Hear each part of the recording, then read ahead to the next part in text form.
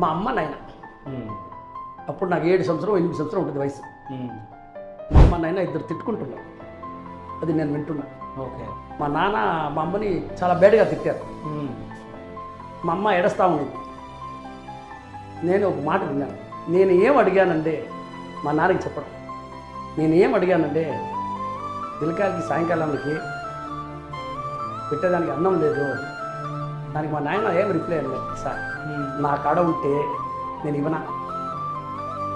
ఆ మాట అన్నినప్పుడు ఆ మాట నాకు అట్టే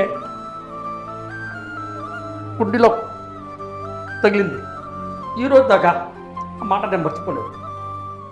ఆ కష్టం నేను చూసినాను, ఇంకా ఆ కష్టం ఎవరు చూడకూడదు. అందుకే నేను అందరికీ చెప్తున్నాను, డబ్బులు ఊరికేం రాదు, డబ్బులు ఊరికేం రాదు. ఆ పరిస్థితి డబ్బులు లేదంటే అసలు ఏం లేదండి. డబ్బులు ఉంటేనే మనిషికి విలువ.